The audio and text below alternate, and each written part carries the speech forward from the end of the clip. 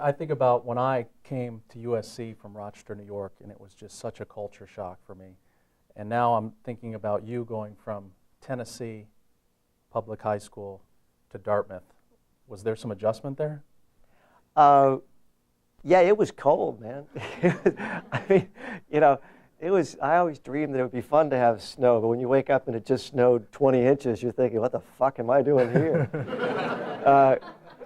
No, it was pretty great. And at that time, I was the kid from Tennessee, but didn't have much of a Southern accent because literally I had been in speech competition across the country. So my speech teacher had me doing exercises where I was saying night, tight, light, as opposed to night, tight, light.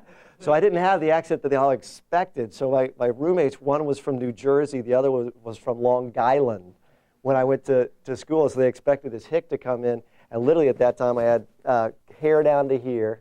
Tough to believe these days.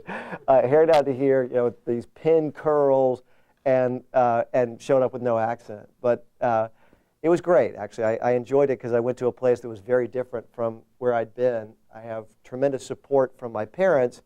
And literally, as I was looking for places to go to school, they said, go somewhere that's not like what you've done before. And I think it was exactly that. I keep doing that. Well, unbeknownst to you, we actually have a picture from your high school year. No, I'm only kidding. I wouldn't mind mine. I was bald then, too. Oh, no! I wouldn't want mine up there either. So did you adapt quickly, or did you struggle at all at Dartmouth?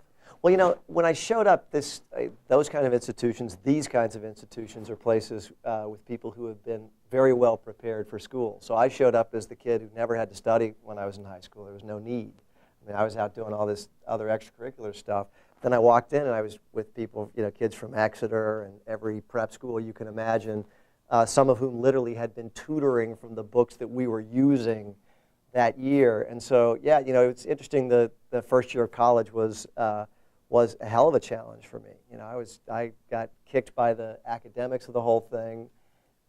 Had an experience where one of my great mentors and friends in my life was a professor of language, French, which I kind of was forced to do because it was a requirement. So went and took this French class with this extraordinary guy. We fell in love with each other, good friends, but I was a rotten student at probably learning much of anything because I had never had to study. But language was even worse.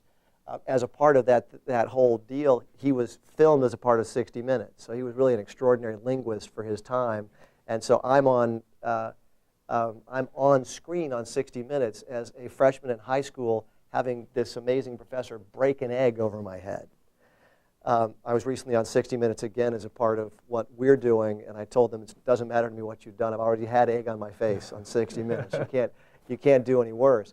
But in the midst of that deal, this guy actually pulled me into his office, and I go back to people. And this guy had such an impact on my life because literally I was at a place where I probably could have struggled through the rest of Dartmouth, but I had to figure something out. He pulled me into the class and I'm sure broke every rule of the school, so I'm getting this on tape, and he's old enough now, it doesn't matter. But he said, there's no way you have enough of a grade to be able to go on to this program, which an international studies program. He said, but I'm going to give you the grade because I think it will make a difference in your life. And so literally, as opposed to failing me, he gave me the C that I needed to go there, and that's what I did the first quarter of my sophomore year. Was I wandered into France knowing no French, and had this amazing experience where I had to either not be able to eat, or I had to learn how to speak French.